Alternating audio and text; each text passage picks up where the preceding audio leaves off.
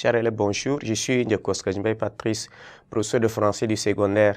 Bienvenue à la suite de notre cours sur la peste, œuvre écrite par Albert Camus, qui vient en illustration donc du thème 4, la condition humaine. Nous avons eu à la séquence précédente présenté brièvement l'œuvre. À présent, nous allons donc faire le résumé de l'œuvre, résumé intégral pour vous permettre quand même de retenir quelque chose. Vous savez, le narrateur se propose de nous relater en tant que simple témoin, historien et chroniqueur, le plus simplement possible les événements qui se sont déroulés à Oran en 1940. En 1940. Et la destruction de cette petite ville algérienne avec ses mœurs et ses habitudes. Nous allons voir au niveau de la première partie.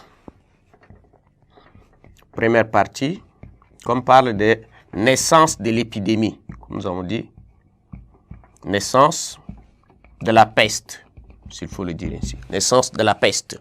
Voilà ça. Vous allez voir que le petit matin du 16 avril 1940, le docteur Rieu fait une découverte étrange. Un rat mort sur le pas de sa porte. D'emblée, il pense à une blague cynique des enfants du quartier. Donc, il prévient alors le concierge de l'immeuble, M. Michel, qui vient lui-même s'en assurer. Il demeure intrigué, mais n'envisage pas qu'il puisse s'agir là du début d'une épidémie.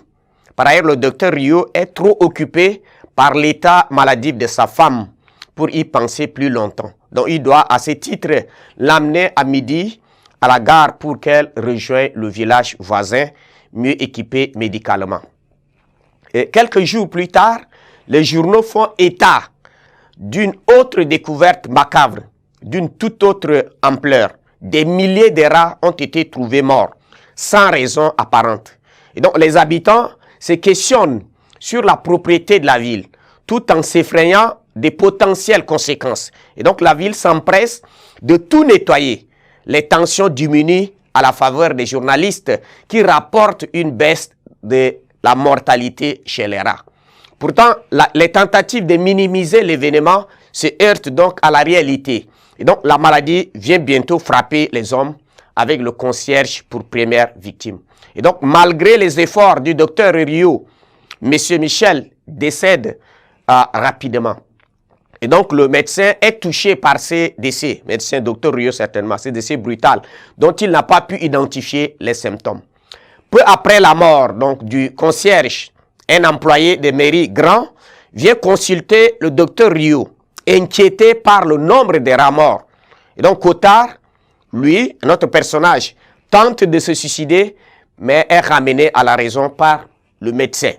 Celui-ci ayant l'intuition que la peste est la maladie en question, cherche une confirmation dans le diagnostic de son confrère, docteur Castel. Et donc, la batterie est bien le bacille Yersinia pestis, voilà, celle qui caractérise la peste. Et donc, les morts s'enchaînent sans raison. La panique devient générale. Et les médecins se réunissent autour du préfet et envisagent des mesures à prendre pour enrayer l'épidémie. Donc, mais les sérums sont inexistants et il faut envoyer les chercher à Paris. Donc, l'hôpital est plein de malades qui meurent presque tous les jours.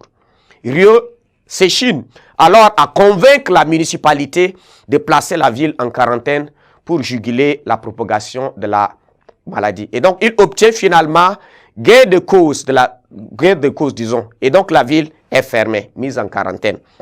Quand je vous dis, cela vous rappelle le Covid-19, c'est ça, Covid-19. Donc, interdiction d'accès à tout.